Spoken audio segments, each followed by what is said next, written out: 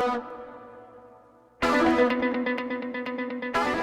ghoulish people out there commenting, rejoicing in Charlie Kirk's death is something to behold. Sam Mirejovsky, News Talk 840 KXNT. Greetings, friends, and welcome to the program. Obviously, this is a day after Charlie was killed.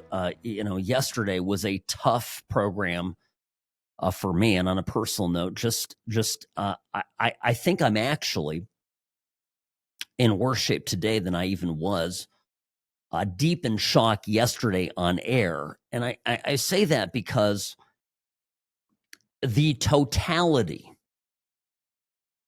of the situation has really hit me. I have been inundated. Literally in the last 24 hours, I have been served up. I don't know if maybe it's my algorithm or whatever it is, but I have been served up a steady stream of Americans rejoicing on the internet that Charlie Kirk is dead. I don't identify with this. I don't understand it. I've never sat here and thought, oh my gosh, I wish that Obama, Biden, Nancy Pelosi, whomever, would meet an untimely demise. It's just not in my DNA. I have my strong disagreements, obviously, with the left, but it's just not there. And I'm here now. It's 10 o'clock at night here in the Czech Republic. I'm sitting here literally in a country that my parents had to flee in 1968 because of communism. And in 1948, when the communists first came to power, something I don't talk about frequently, but I'm mentioning it now because I think it's relevant. When the communists came to power here in 1948, it was a terrible situation for my family. In fact, I had a great uncle of mine assassinated. He was a politician, a conservative politician. He was murdered by the Bolsheviks, and I had a number of relatives that ended up in prisons, in labor camps, in the uranium mines. I mean, these were death sentences, properties confiscated, and houses. Well, let me tell you, there is not a person on this planet, I think, that is more upset about communism, is more upset about socialism, leftism, etc., than me. And when I hear people out there promoting, advocating for socialist communist ideology, I mean, if there's anyone out there who really ought to be incensed by it, it's me. And it still wouldn't cross my mind to put a bullet in them. The other irony, of course, is that these same people, in the same breath that they are rejoicing in the death of Charlie Kirk, are out there saying that we ought to have gun control. It's laughable. I put out a comment on Twitter, on X, at What's Right Sam, and also on Instagram, same handle. And I mentioned this. I said, it's really a silly position. Oh, we're glad he's dead. And also, by the way, gun control. If only, they had taken our guns away. If only we didn't have guns, then we wouldn't have killed Charlie Kirk. What an absurd argument to make. Now, the other part of this is, if we're going to speak about guns and the Second Amendment, I keep having this thought in my head. It wasn't the Second Amendment that killed Charlie. It was the first. The left ran out of things to say, of retorts, of arguments. They ran out of words, and so they turned to bullets. That's what this is all about. They simply did not have any more, any further cogent arguments. And if they'd had, this is what it all comes down to. Of course, today, a number of people were playing Charlie Kirk's many, many exchanges with people. And I'm struck by a few things in all of it. Number one, his humanity. Charlie had an enormous patience for idiots. actually a godly patience for those less cerebrally gifted. And he talked to people. He talked to people that he disagreed with. He empathized with them. He was patient. He was loving. And I say that because then you have these other posts, other snippets being played on mainstream media, him out of context saying things like, well, I would never get on an airplane if there was a black pilot. That's all there is, right? And it's being submitted as some sort of dispositive proof that Charlie Kirk is, in fact, a racist. I've made the same argument here. I'm anything but a racist. My gosh. But when you lower standards specifically for minority applicants to join either pilot training or the FAA or medical school, law school, or whatever, then by definition, you have less qualified people flying planes, handling air traffic control, practicing medicine of a certain race by virtue of there being the standards are being lowered for their acceptance into their particular field. And there's the videos, of course, of him yelling at Cenk Uygur. Cenk Uygur is a journalist, well, of sorts. He started the Young Turks. He's, a liberal, center-left guy. And there's this video of him, of Charlie Kirk, yelling at Cenk Uygur. And he's yelling, Cenk, Cenk, Cenk. To be careful how I say this, it is being represented on the internet as Charlie Kirk yelling a racial slur against Chinese people. And in the video, you can see him addressing Cenk Uygur. I know Cenk. I know what he looks like. I mean, this is ridiculous. I know exactly what's going on in that clip. These people that lie and lie and lie and misrepresent all this stuff, they share responsibility for this. Now, we don't know much more really today than we did yesterday about the shooter. We still haven't caught the guy. We think it's a guy. We've got a picture of him apparently, but who knows, right? The FBI, I think a couple of hours ago, has disseminated a photograph of the purported alleged shooter. Looks like a white guy. He's wearing sunglasses. He's in some sort of a staircase. So I am hoping somebody recognizes him and turns him in. I think they've recovered the weapon, a bolt-action rifle. What else do we know? We've heard that there are some anti-fascist and anti-transphobe messages written on the bullets, on the casings. Again, I don't know much about that either. We know that the distance of the shot was 200 some yards. I mean, by the way, on that subject, I have to tell you all something. I'm not prepared to come out and say that this was some sort of a professional hit. I think when I come back from the break, I'll explain, why I think that. But folks, we don't know much, but what we know is that there are millions of Americans right now celebrating Charlie Kirk's death. And they're celebrating it because of the words that came out of his mouth. There is nothing that justifies the murder of an individual based on the ideas that they have and share. The most fundamental bedrock principle of the United States of America, of our free republic, is the First Amendment. We should be, we need to be, we must be free to share our opinions, to discuss and debate amongst ourselves if we are to preserve the freedoms that we cherish.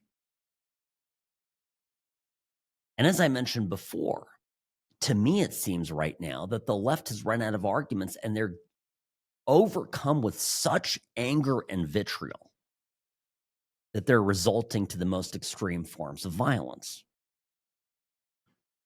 And my takeaway from it is that we need to be careful. We need to watch our backs. Because if anything is clear to me in the wake of Charlie's death, it's that we walk among people that despise us and want us dead. And I don't think that you and I ought to be naive about this. And I'll explain what I mean about that in greater detail when we come back. Sam Mirejovsky, News Talk 840 KXNT. Friends, this hour of the program brought to you by Sam & Ash Injury Law, because you deserve what's right. I'm the best. Personal injury law has been the same for a long time. The best. Big egos, greed, and sleazy schemes. We've had enough. Welcome to Sam & Ash, the new standard for personal injury law, where things are done the right way, because you deserve a team that delivers real support and results. When you have both, your whole world can change. Sam & Ash Injury Law, because you deserve what's right. September 11th, 2001, 24 years since the attack on our country. You know, it's last 2 days are just, they're difficult to process. Reeling here from September 10th, 2025, Charlie Kirk struck down by a bullet, killed in the prime of his life. 31 years old, a father, a husband, a son, and a friend to so many. One of the things that's coming out right now, and friends, welcome to the program. Sam Mirejovsky here, News Talk 840 KXNT, the What's Right show, on, as usual, Monday through Friday, 1 to 3 p.m. I'm struck by all the stories of immense kindness, and I'll say this, generosity. I think I wrote this on X about an hour or two ago. I said there's certain things that you know are the makings of a great man. And I said, you know, it's honesty, right? We'll call that kind of the general integrity heading. But we also have what? We have bravery. Well, you have to be brave. You know, you need bravery to be honest. To be blunt, and honestly, you also need the bravery. But then there's this other component, and not a lot of people have this, believe it or not, real, true, self-sacrificing generosity. And Charlie Kirk is one of the, and it's Robbie, it's hard to talk about him in the past tense, but he really is. He was one of the most generous and serving young people alive today. You know, it's not unusual for somebody in their 20s and 30s to be a taker of advice, of mentorship, of help. And Charlie Kirk, at 31 years old, was giving to people today. And this is this is the flip side to all the negative stuff.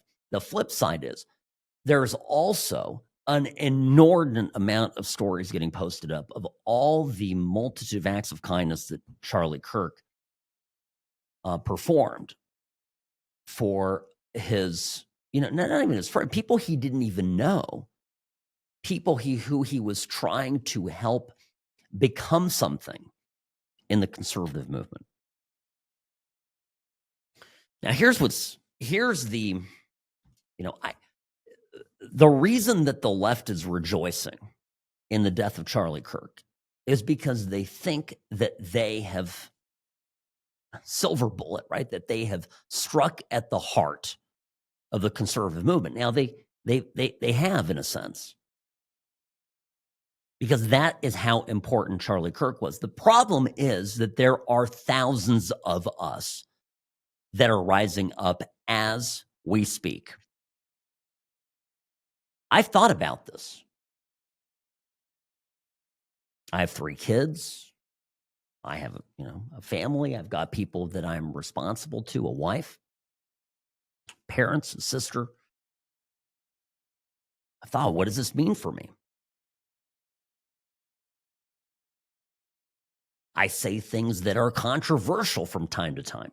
I write things that are controversial. I speak the truth.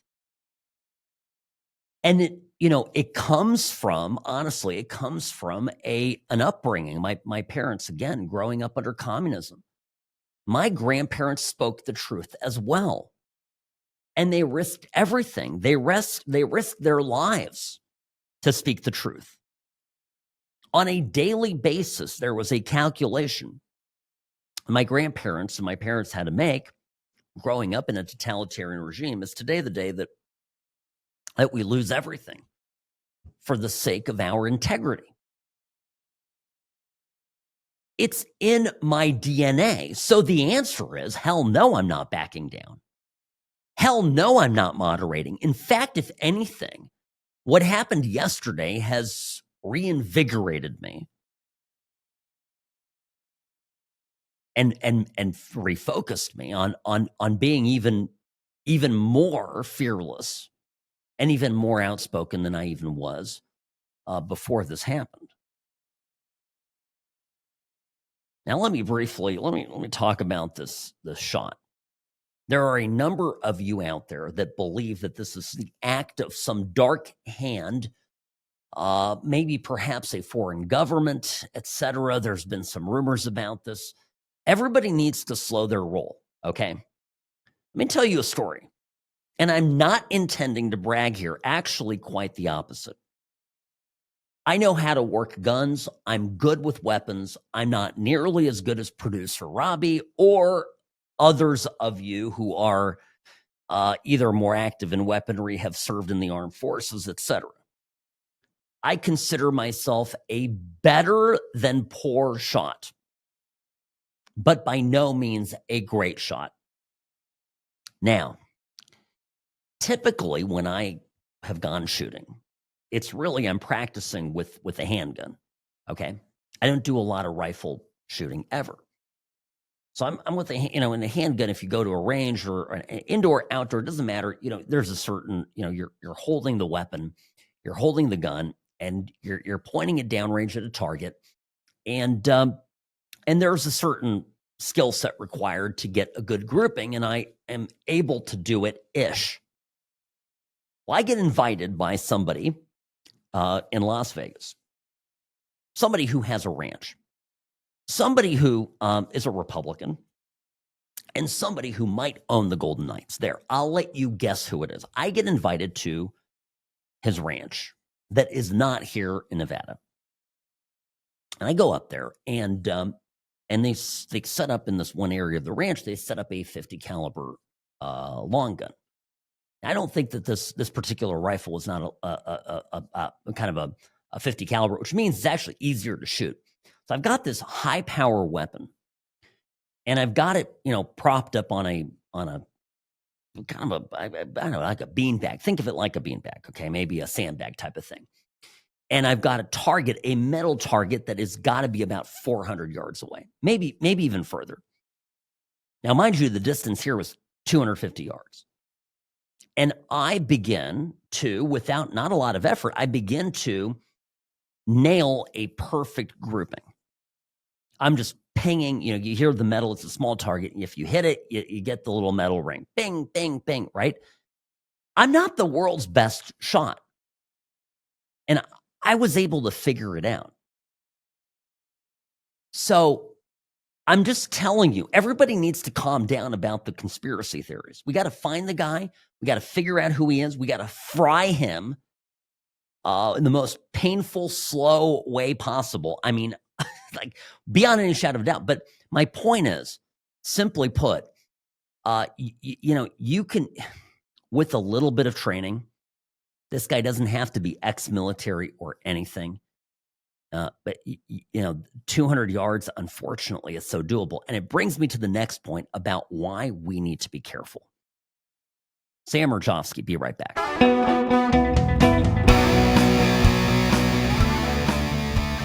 Yeah, you heard that bit about TMZ. They're announcing Charlie Kirk got murdered, and somebody's laughing in the background. Oh, they were laughing about a police chase. Right. Sam Mirejovsky, News Talk 840 KXNT. Greetings, friends. Welcome back to the program. By the way, Ellen, speaking about this, I got an email here from Ellen. You can email me anytime, sam@whatsrightshow.com. Ellen writes, Sam, I think to merely say Kirk died is virtually a euphemism for his murder assassination. She goes on to say, and arguably conservative martyrdom. Yeah, I agree with you. Ellen, honestly, I have to confess to you that and this rarely happens, I'm at a loss for words. I just am. Yesterday was the most difficult show that I've ever done in the years that I've been on air. And I think the number one reason for it is that I realized more than I ever did before that we are surrounded by people that hate us.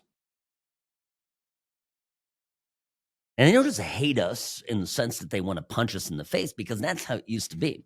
If there was some dude that you disagreed with, if there was some person that you had your differences with, you were at odds with, you would just say, okay, bro, and I'm talking here as a guy. You'd say, I'm going to punch you in the face.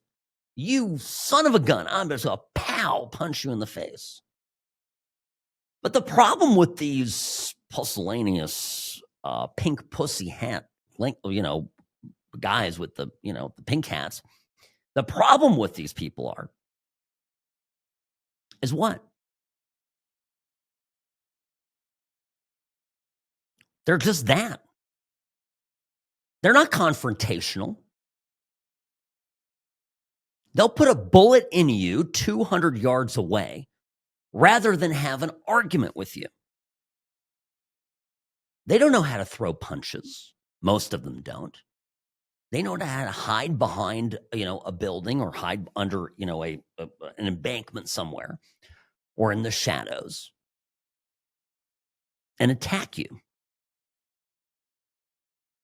I have been saying now for years about this thing that it was, and I say it because, some of these people come out on the internet. They're very brave on the internet. They take their phone. Okay, I'm holding up my phone. They take their phone. They pull out the camera, and they start talking into the camera, and they begin to share things into these little cameras on their phone that I wouldn't share with anyone ever. If I had these kinds of insecurities that these people have, I would keep them to myself. But they don't do that. They share it with the world, and everything goes into the little phone, and they capture it all, and then they do they disseminate it. And some of these things go viral. Perhaps celebs of TikTok, etc. They catch some wind, and they get thrown all around. And the thing that I always take away from this is that these people are unhinged, and that this person that is expressing themselves in this violent way is someone's daughter, someone's son, someone's employee, somebody's friend, somebody's neighbor. They're somebody's, classmate.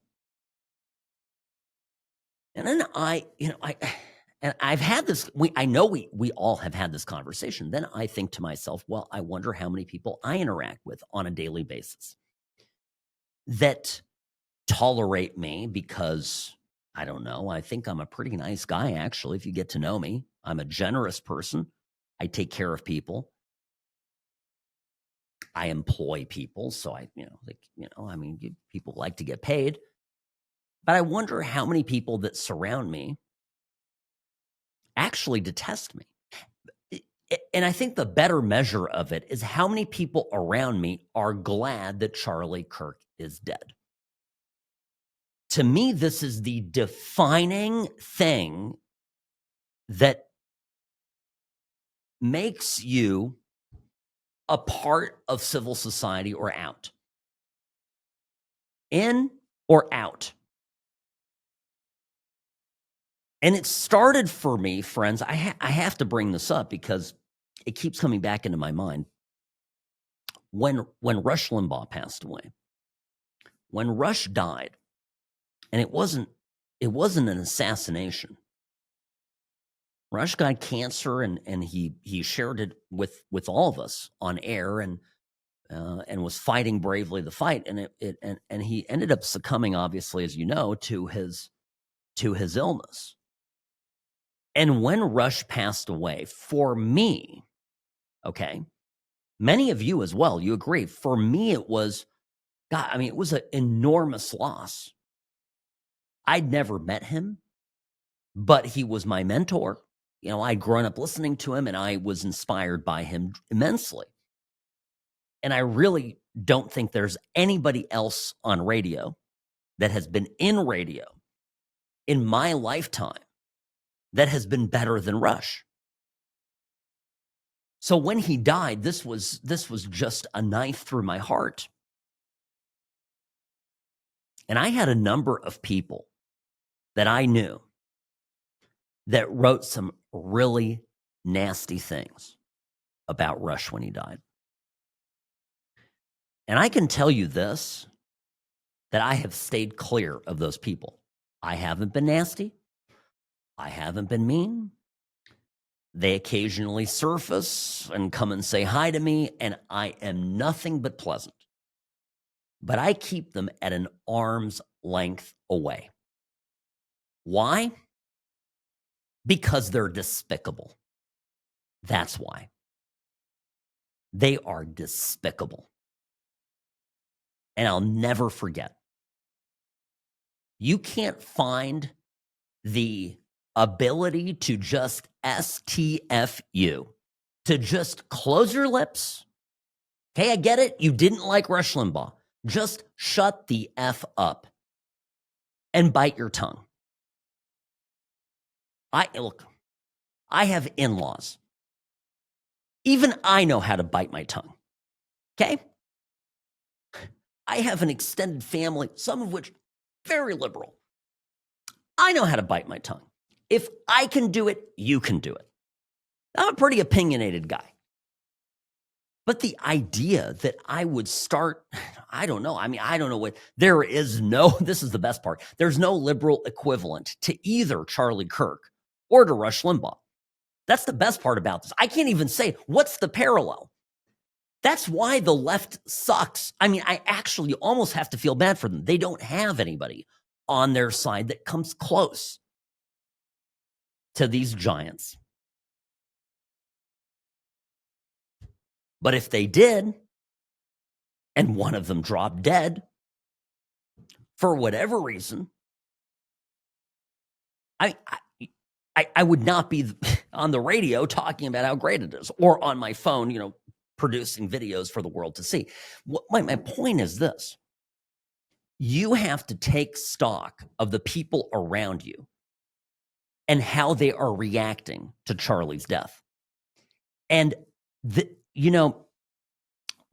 Gad said, I talk about this as a professor in Canada, brilliant guy, Jewish guy who's a Lebanese descent. He grew up in Lebanon and then emigrated, fled the country after the Islamists took over. So he seen, that part of it firsthand. And he talks about suicidal empathy. And I think about this. We usually think about this in the context of, suicidal empathy, in the context of how we're, maybe underestimating Islam. Okay. Or we are we're getting consumed by social justice, restorative justice, letting criminals out of jail. There's another element to it. And this is where we conservatives had to pay attention. Because we're good people. We're compassionate people. We are at our core. And we also, there's something about conservatism. An element of conservatism is optimism.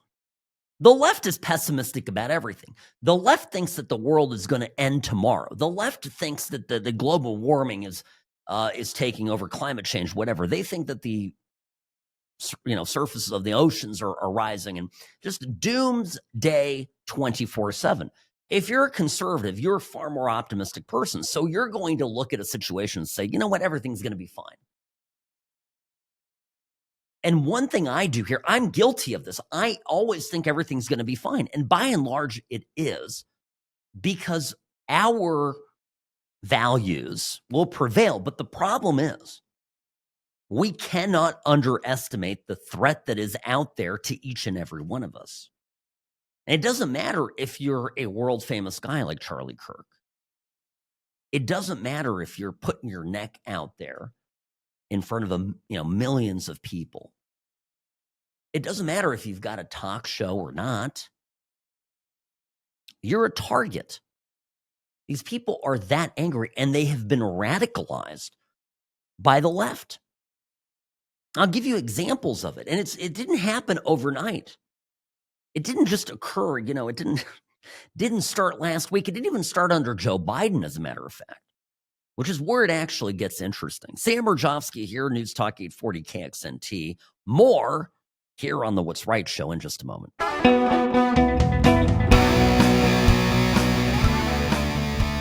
Hi, welcome back. Sam Mirejovsky here, Nevada's favorite recovering Californian behind the What's Right microphone. Sam at what'srightshow.com. That's my email.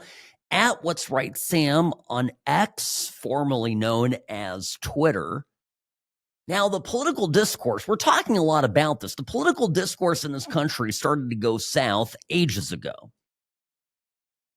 And one thing I brought up yesterday is that they pulled out all the stops to get rid of Trump. There was a rare confluence of interests where the Republicans, establishment Republicans, and of course Democrats were keen on disposing of Trump because he was an existential threat to the gravy train. We know this. And one of the principal cheerleaders of that effort was none other than Hillary Clinton. Now, Hillary, unlike Joe Biden, had her faculties about her.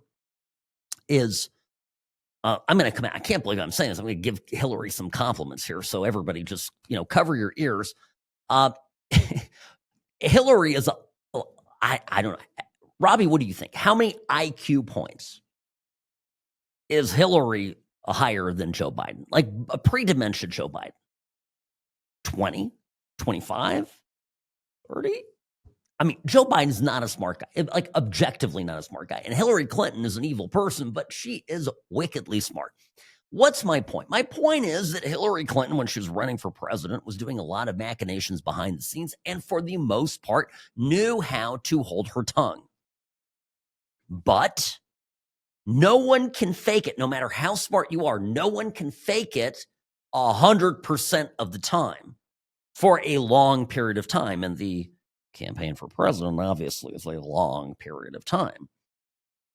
And so you had moments like where Hillary Clinton would say things about half the country that perhaps was a little incendiary.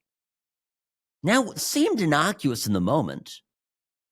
We all remember the famous deplorables comment. You could put half of Trump supporters into what I call the basket of deplorables. Right? The racist, sexist, homophobic, xenophobic, Islamophobic, you name it. And unfortunately, there are people like that. And he has lifted them up. Now, I went to law school, so I did that because I wasn't great at math. Robbie, you check my figures here. If she's saying half of Trump's support, let's be charitable here. Let's say it's only right? Trump is only supported by half of the country. Well, we know that he won slightly more. Well, who knows how it actually, 50% of the vote.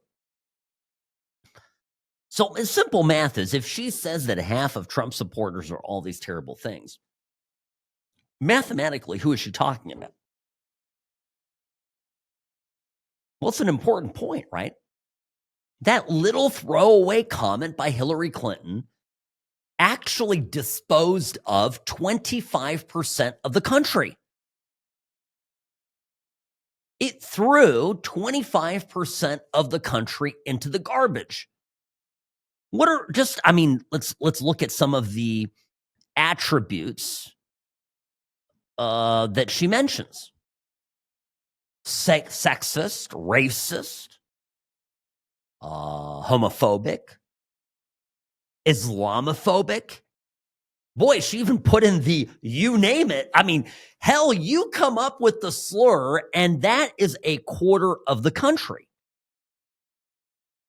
And I'm listening to this. I remember, I'm saying this because I never put bumper stickers on my car. Okay, I don't do it. I have nice cars. I'm a car guy. And I don't put bumper stickers on my car because I don't want them to get trashed. And at this point in 2016, okay, guess what? I am living, this is September of 2016, I'm living in California. I'm surrounded by lunatics.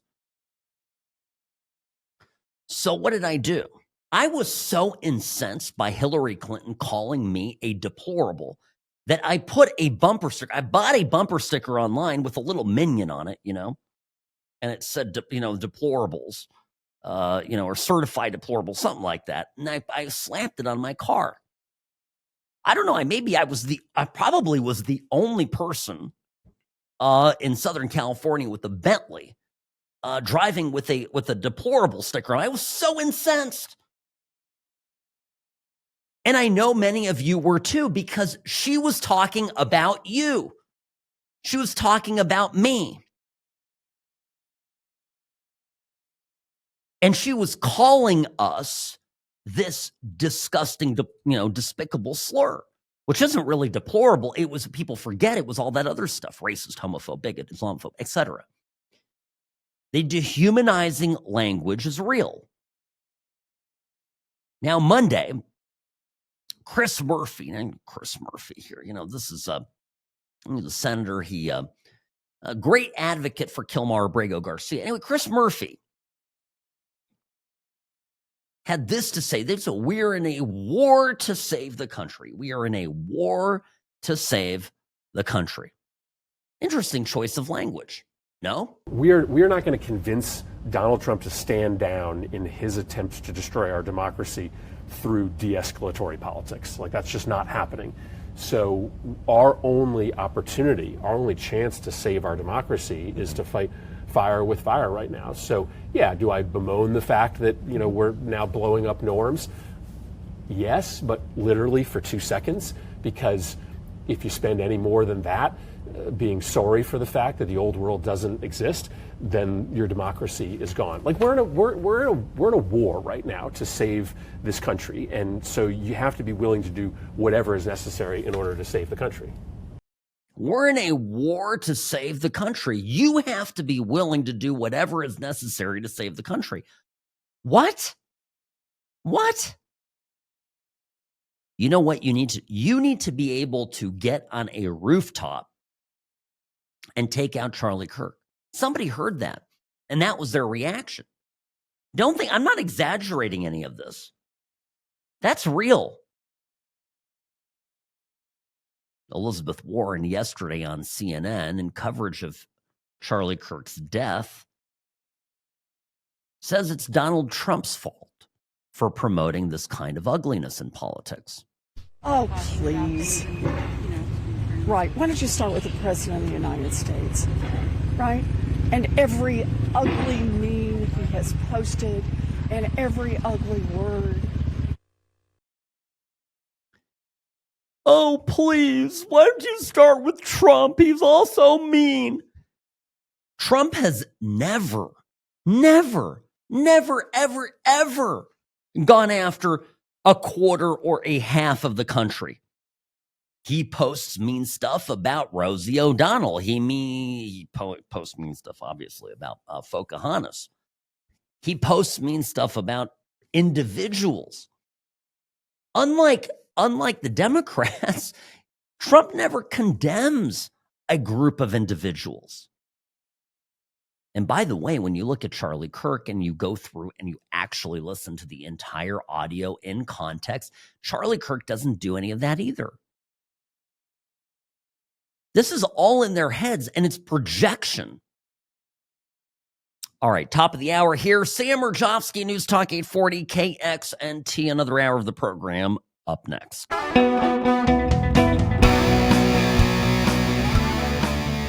We love you, Charlie Kirk.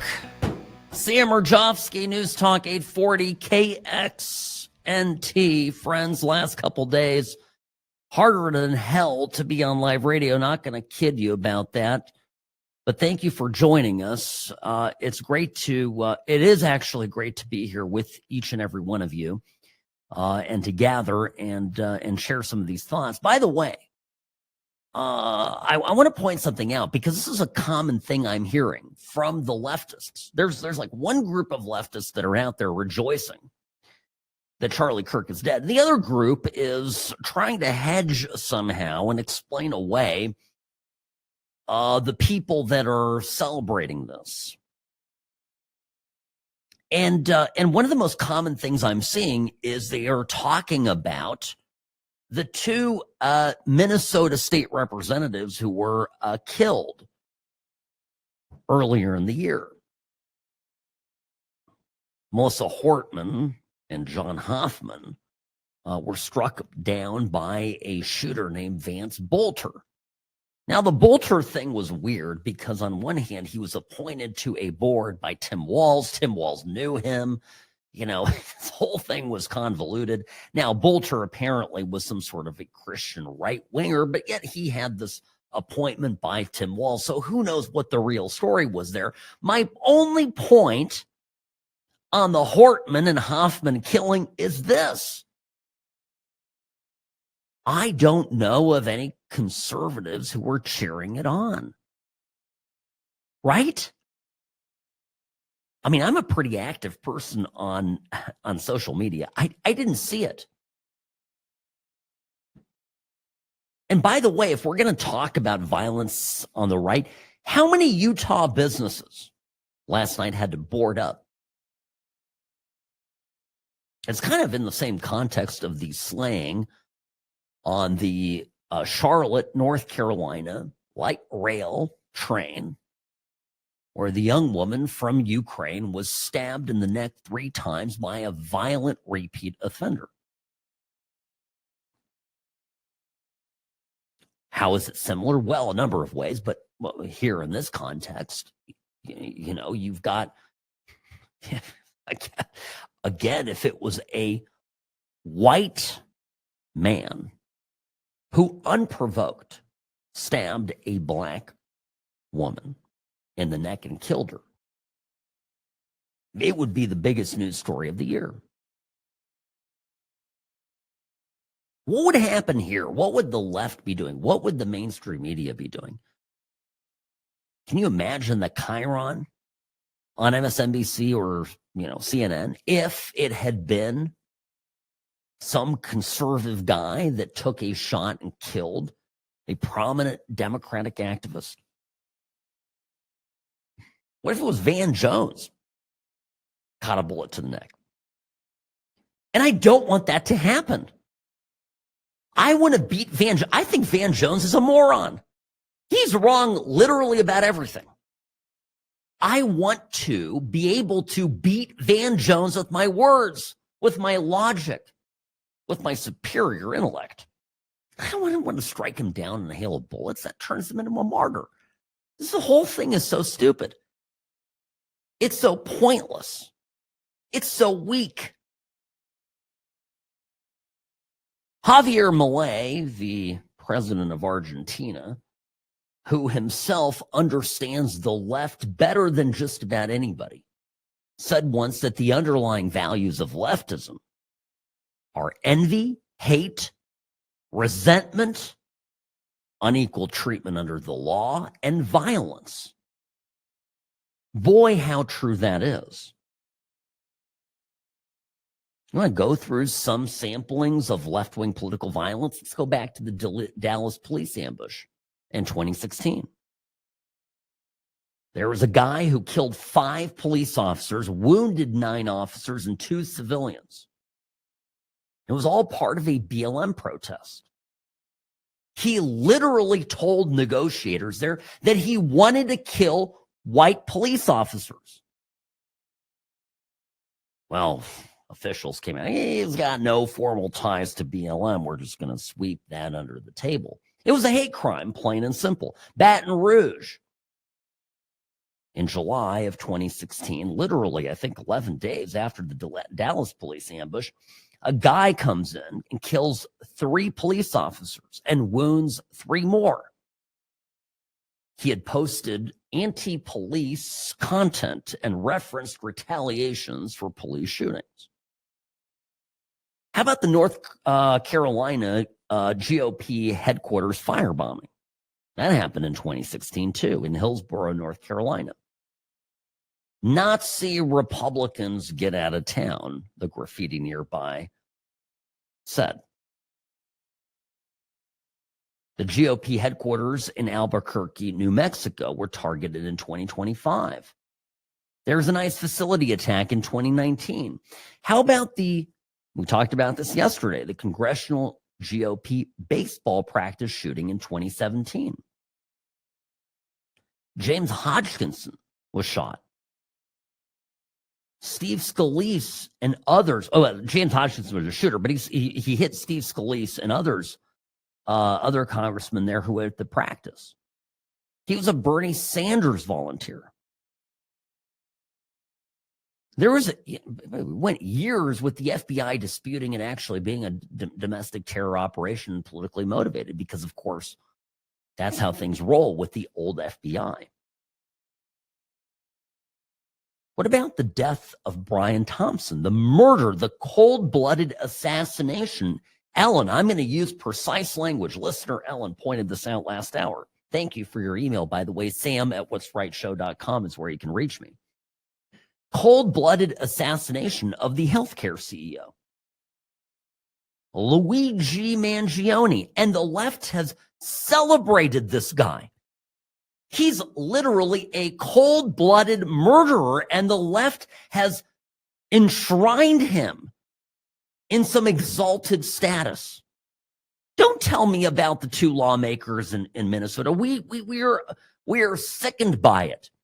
Got some freaking weirdo punk guy who actually may be a Democrat. Who knows what his actual background is? Okay, I don't know, a nut. Going through some sort of personal crisis, getting divorced from his wife, whatever it is. We talked about it here. I mentioned it a number of times on this program. Terrible, horrible, disgusting. I didn't see a lot of my conservative friends, any of my conservative friends going on Twitter going, yeah, pro-life. You know, hey, actually, that woman was against life. Actually, if you'll recall, and I got to get back to this. Remember, Robbie, the whole thing with the Minnesota lawmakers? It was very suspicious because they had voted against. These were the 2 lawmakers that had bucked the Democratic Party and had voted against and had scuttled a key Democrat initiative. Don't forget this. There's a lot more to that story. And I have everybody going on like, well, what about the 2 Minnesota lawmakers, Sam? What about them? Got you there. No, you didn't get me.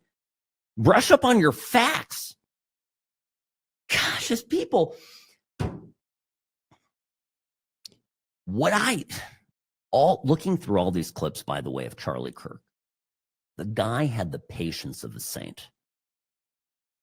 And can I tell you one more thing here as I sit a couple more days here? I'm here through Monday in the Czech Republic.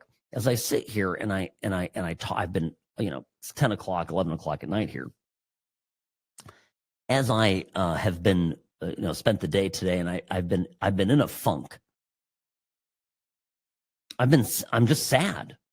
That's I'm telling you, folks. I'm sad, and I cannot stop thinking about Charlie. I'm ill over it, and I'm talking to a handful of people. Everybody here in the Czech Republic has heard of this, and I'm surprised by the number of people that I've interacted with today that think positively, thought positively of Charlie Kirk, who have seen his videos online.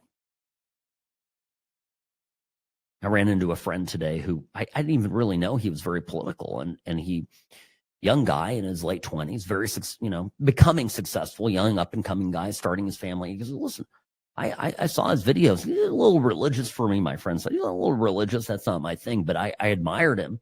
And he goes, I am ill. I cannot believe that somebody would kill him. I think what my friend said is resonating with each and every one of us. We just cannot believe that this happened. By the way, I just learned that Charlie's young daughter was at the event. When she heard the gunshot, she was afraid, and she went running to her father.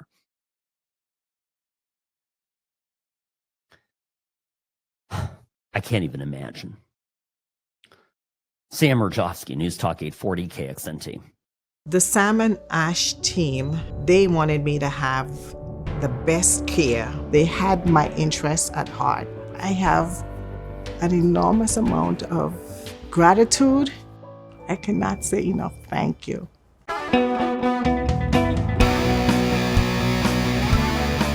Hi, Sam Mirejovsky here, behind the What's Right microphone. Greetings, friends. Your place for common sense conservatism, Monday through Friday, 1 to 3 p.m.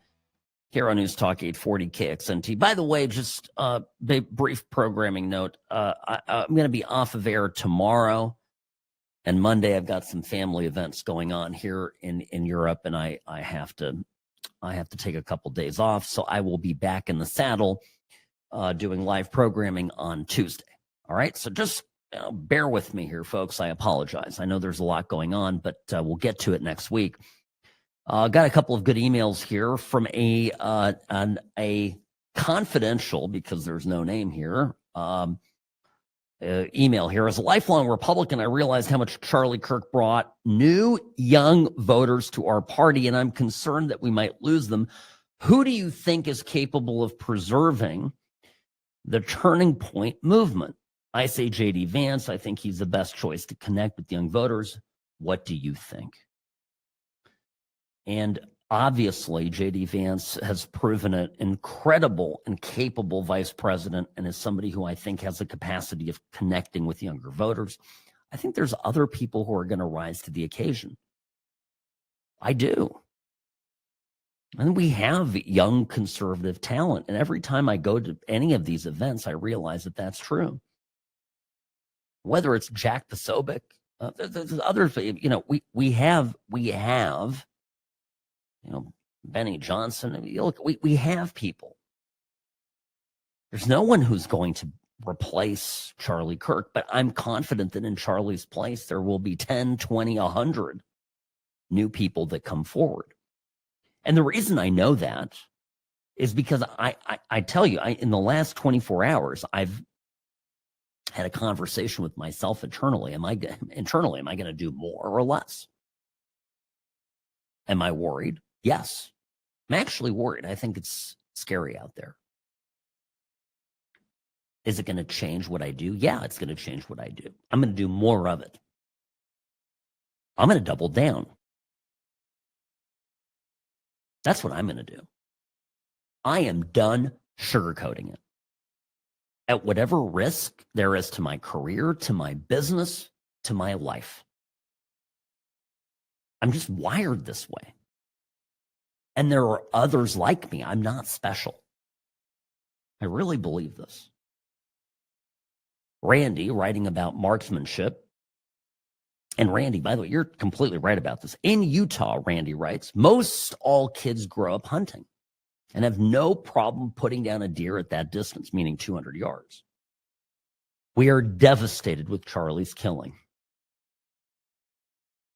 Me too, Randy. Me too.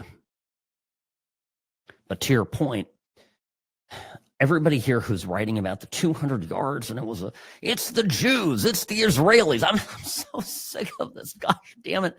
I am so sick of this. Stop with the horse crap. I tell you, this is a common sense program.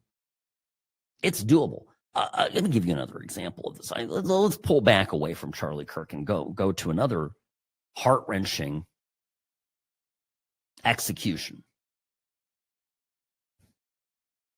JFK. My entire life, I grew up hearing all sorts of conspiracy theories about how JFK was murdered. Okay.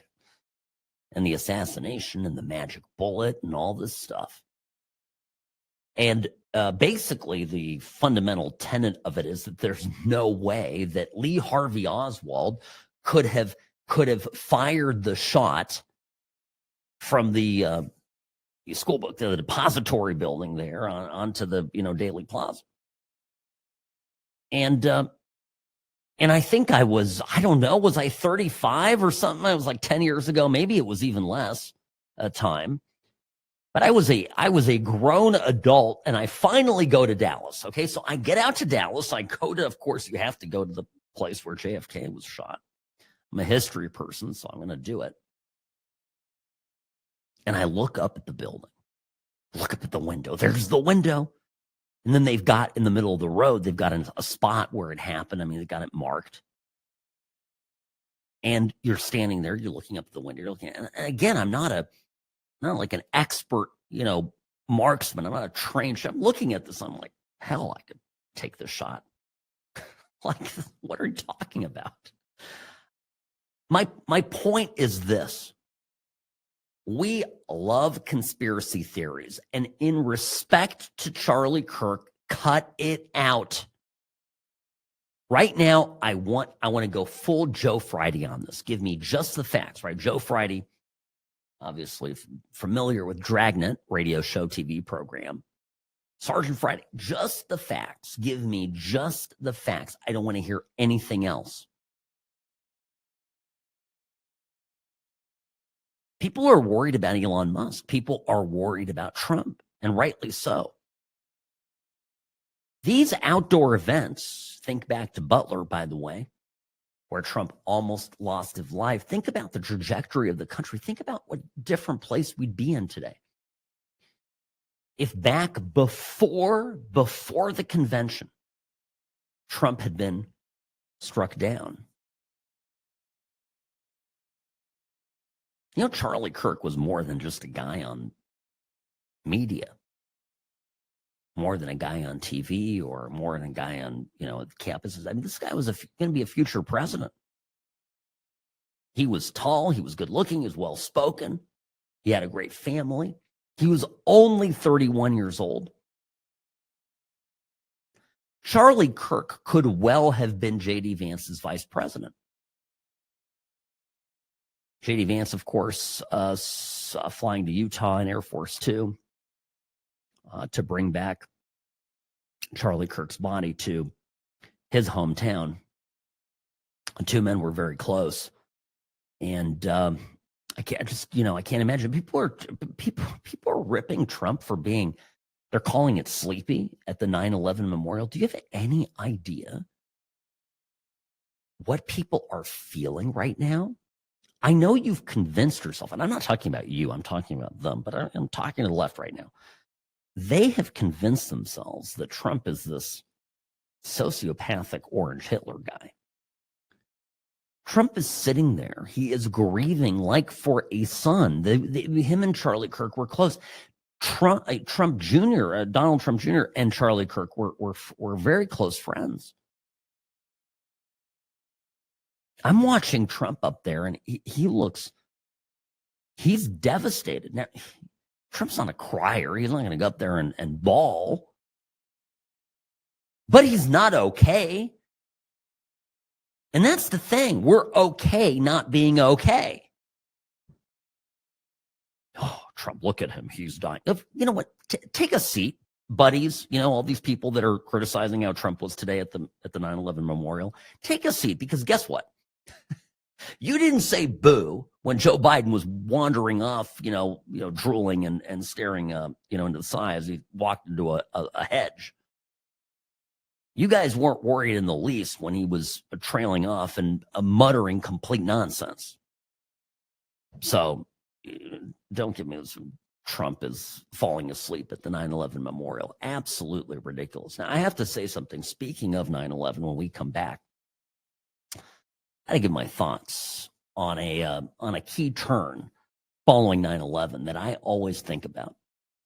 So we'll do that when we return. Sam Mirejovsky, News Talk 840 KXNT.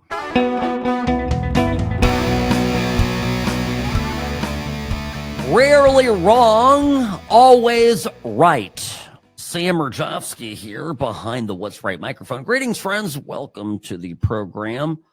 A somber couple of days here on the What's Right radio network. No question about that. Sam at what'srightshow.com is my email. At What's Right Sam on X, the platform formerly known as Twitter.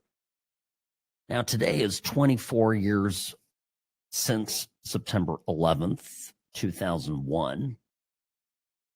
And of course, I think we all remember where we were when it all went down.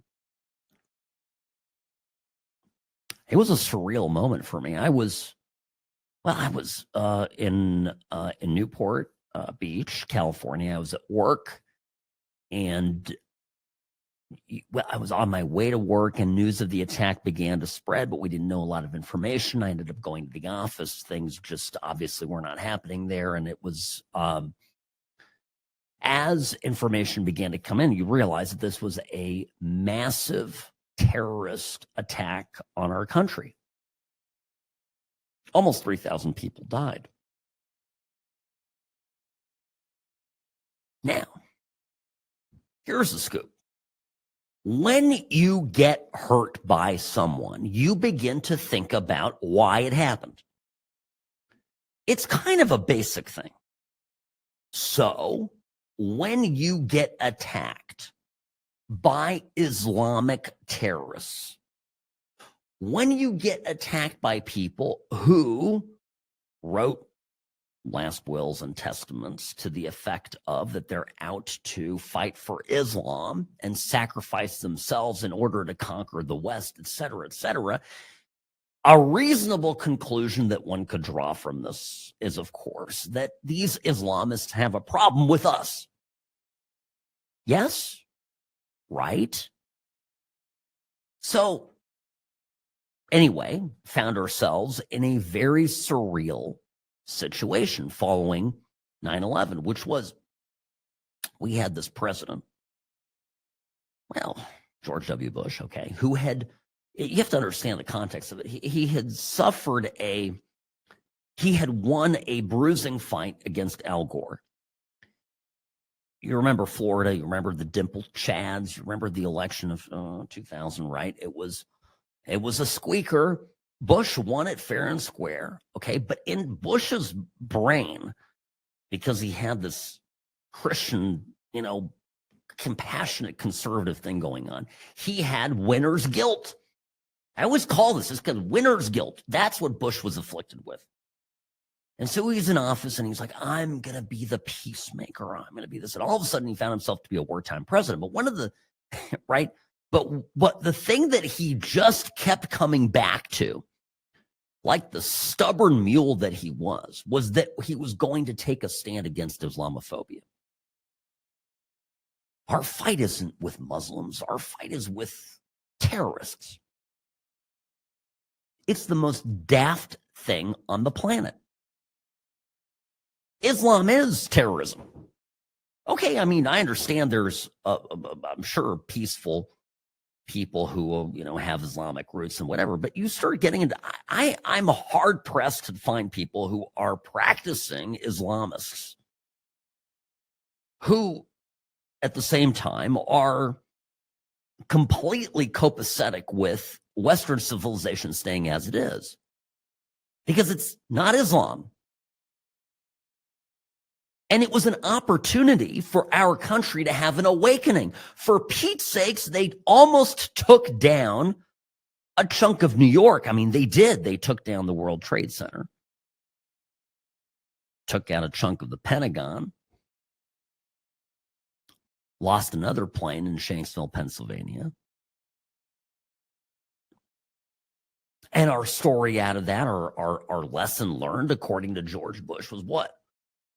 Islam's great. Just a handful of guys. They have bad eggs. That was the story.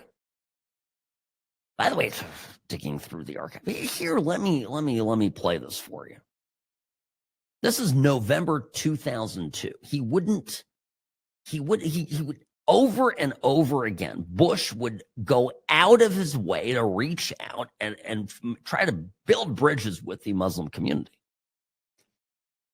And it's funny now. I mean, not funny. It's actually tragic now when you look at what's going on in Somalia and Ilhan Omar, and they're all running around and literally they're not friends of our country. Okay. These people are ready to take things over.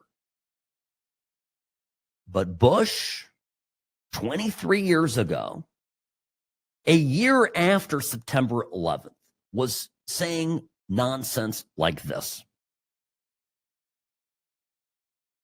Good evening. We thank the many Muslim nations who stand with us against terror. Nations that are often victims of terror themselves. Tonight's iftar also sends a message to all Americans. Our nation is waging a war on a radical network of terrorists, not on a religion and not on a civilization. As we wage this war to defend our principles, we must live up to those principles ourselves. And one of the deepest commitments of America is tolerance. No one should be treated unkindly because of the color of their skin or the content of their creed. No one should be unfairly judged by appearance or ethnic background or religious faith. Hello, Muslims. Thank you so much for showing up here. I realize you want us all dead, but, we're here, we got to leave. A greatest American principle is tolerance. You know what, folks? I'm to the point where I think that tolerance is overrated. How's that for a revolutionary concept? Where has tolerance gotten us? Look at poor Charlie. Look at how much tolerance and patience and love he showed the other side. No, I'm serious. Look at it. When we have these crazy Muslims saying that we should kill all the Jews, kill the infidels, which I think is you and me, if we don't fall into that first category, that we should circumcise women, stone to death adulterers, et cetera, et cetera. Oh, we should be tolerant of that?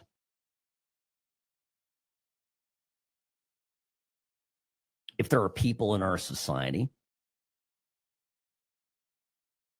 that advocate for the chemical sterilization of 12-year-olds, 11-year-olds, 13-year-olds, we got to have tolerance for that. George Bush W can take his compassionate conservative tolerance and shove it up where the sun don't shine. That's one important thing for us to realize today about 9/11. You want a lesson of 9/11? Tolerance is worthless. Tolerance got us to 9/11. We talk about having the 9/10 mentality. What was the 9/10 mentality? Well, we're just going to let everybody in our country. Oh, we've got some people who overstayed their visas. We're not going to be able to. They're from the Middle East. We're compassionate. We're tolerant. We have a multicultural society. We can't target people for their religion. How many years after 9/11, did Trump come in with his Muslim ban? Remember that? Where he said, well, we're not going to accept people from certain countries because, I don't know, because they're full of terrorists. But anyway, the Muslim ban, that's what the media called it. And they berated him for this mercilessly. I mean, this was in 2017, right? 2018. We really have George W. Bush and his weakness to thank for the fact that we never came to a reckoning about the dangers that we face. And it reminds me of that poor Ukrainian girl on the light rail train. This girl had a BLM sticker right up in her living room. There's a photo of her in her little cute little apartment. Nice place, you know, she's got all her stuff out, and right there in the corner of the shot is a BLM sticker. Did that save her from the 14-time convicted George Floyd wannabe who stabbed her 3 times in the neck? No. This is it. Suicidal empathy. Gad sad. That is the phrase. That has to be our guiding light moving forward. And don't let anybody tell you that Charlie Kirk was unkind to people. Charlie Kirk was very compassionate. And it didn't save him. Now, I'm not saying that we ought to be rude. I'm not saying that we ought to be cruel. I'm not saying that we ought to be anything different than what Charlie Kirk was. I just think we need to be more careful. I think we are surrounded by people who want us dead. And there is a reason why the Hamas sympathizers and the trans activists and the libs have formed this unholy alliance. And I'm almost to the point where somewhere, someplace, I want them, not here in the U.S., not in Europe, not anywhere in the world, maybe find some country somewhere. Maybe we could try it in Venezuela. Some country somewhere where the trans and the Hamas, the pro-Palestinians, they get their way and they win. And I can't wait what would happen to the trans people with the Hamas people in charge. They don't stand a chance. Do you think that the trans people are tough? Hamasophiles are going to do away with their co-conspirators. Too sweet. But the whole thing is so absurd. But the reason they've joined the forces is that they want to see a destruction of the West. And for so long as Western values, conservative values, traditional values, Christian values even prevail, they will remain in that unholy alliance, fighting us to the death. And all you and I need to do is be aware that it's happening. Sam Mirejovsky, News Talk 840, KXNT.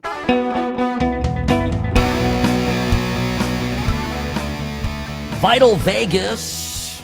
This is a blogger here in town in Las Vegas writing disgusting. This is on a post showing the station casinos having a tribute to Charlie Kirk. Sam Mirejovsky here, News Talk 840 KXNT. Scott Roban is the guy behind Vital Vegas. Scott was right about COVID. But Scott, you and I are done. This is an example of it. This to me is a temperature check. If you are so retarded that you can't, that this is what you post, that this is what you spend your time on, I'm just done. It's over. We have nothing to say to each other anymore. I'm just pointing this out. Anyway, Sam Mirejovsky here, News Talk 840 KXNT, at What's Right Sam on X, on Twitter. Okay. I tell you, all this here. Let me give you an example. Let me just tell you. Here's some points to make about Charlie Kirk. He had all sorts of people come up to the microphone and talk to him when he did his college tour.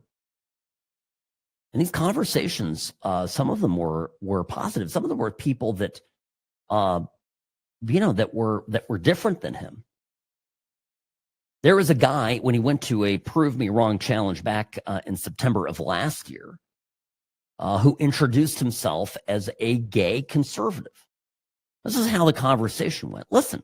I'm a gay conservative, and I just want to ask you, what do you have to say for people like me who kind of feel like, I guess, it's kind of hard for gay conservatives because there's not a lot of us. So, like, what do you have to say to other gay people who need to realize, like, they do have a choice? Yeah, first of all, welcome to the conservative movement. I don't think you should introduce yourself just based on your sexual attractions. No, I agree. I like, because that's not who you are. I like to be thought of as a person, and for sure, you are a complete human being, and I'm sure you treat people well, and you're studying something. So I want to get away with this idea that you're gay anything. I just think that we have gone a long way in the negative direction in this country, where we act as if the most important part of your identity is what you do in the bedroom. It doesn't mean that much to me, but if you ask from a perspective as a Christian, I don't agree with that lifestyle, but politics is about addition and multiplication. I imagine you agree with a lot of what we talk about. Absolutely. Right? Strong borders, strong country, and for that, we welcome you into the conservative movement.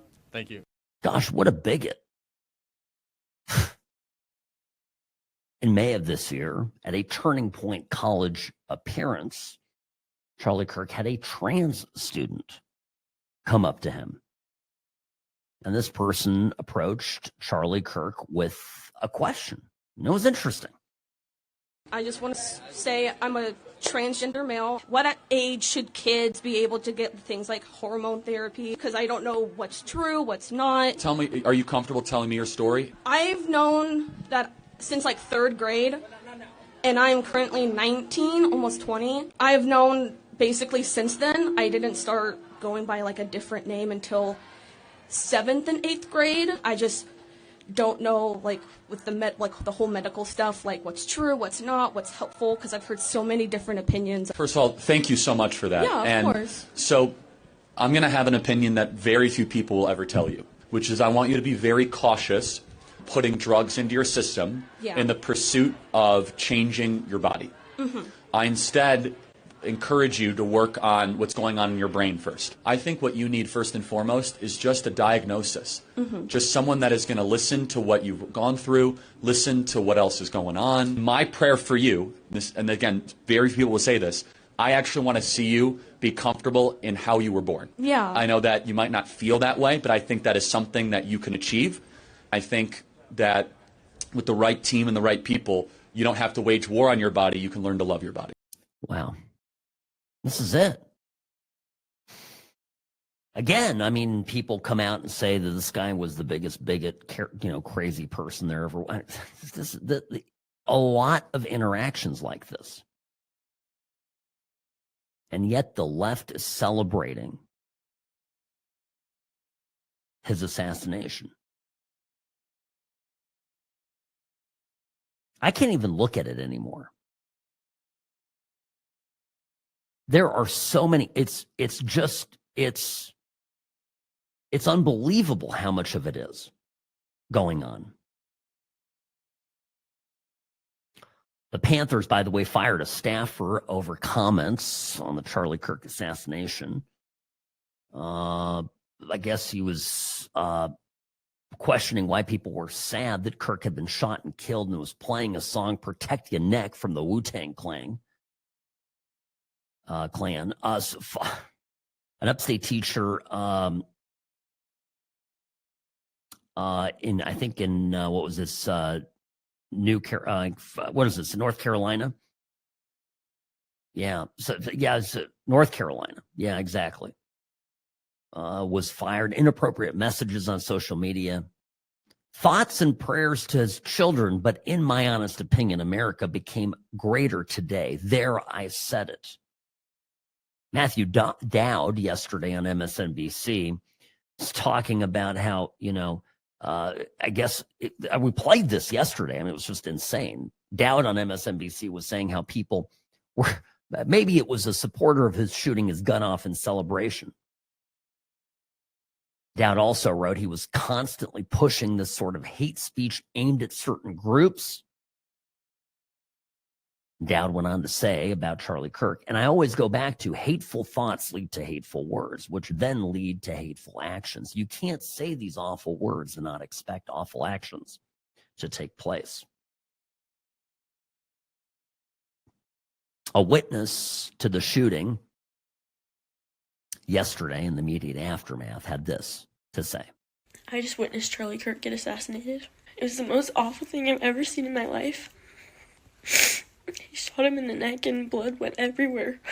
And the worst part of it all was the liberals who were there were cheering. So I just have one thing to say. If you identify yourself with the Liberal Party, it's okay. You can believe what you want to believe.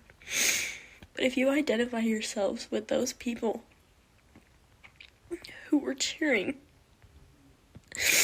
and someone just got killed, I just hope you can take a look at yourself and think, is this who I really want to be? Take a look at yourself and think, is this who you really want to be? You're identifying with these people celebrating Charlie's death. Food for thought for some of our friends and neighbors. All right, I'll see you next week, folks.